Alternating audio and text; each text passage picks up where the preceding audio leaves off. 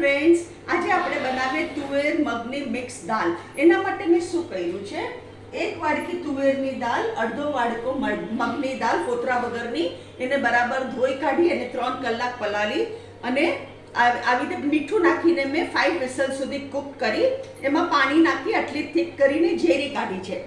અહીંયા મેં 1 tablespoon oil મૂક્યું છે. એમાં આપણે જીરું નાખવાનું, 1 ટીસ્પૂન લીમડો નાખવાનો,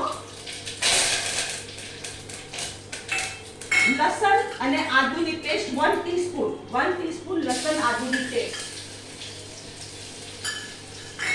અને આ દાળ આપણે આમાં નાખી દઈએ.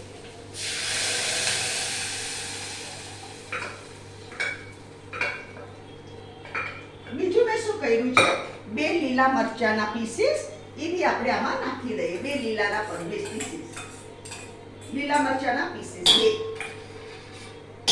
હવે મસાલામાં શું આવશે આમાં? મીઠું તો ઓલરેડી હું નાખી ચૂકી છું. ધાણા જીરું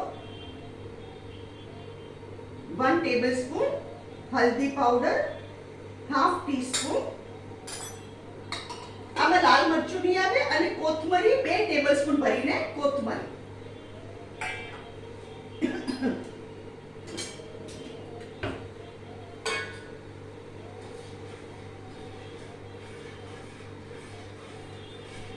આ દાળ જરા વધારે ઠીક છે એટલે હું થોડું હજુ પાણી નાખું છું.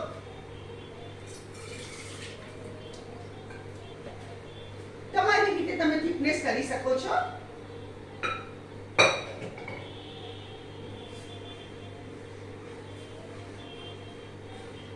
હવે આપણે શું કરશું, આને બોઇલ કરશું જ્યાં સુધી ઉભરો ન આવે ને.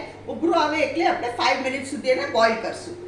આપણી દાળ મિક્સ થઈ ગઈ, બોઇલ થઈ ગઈ. આઈ મીન મિક્સ નહીં, આપણી દાળ સરસ બોઇલ થઈ ગઈ. મેં એને 5 મિનિટ સુધી બોઇલ કરી.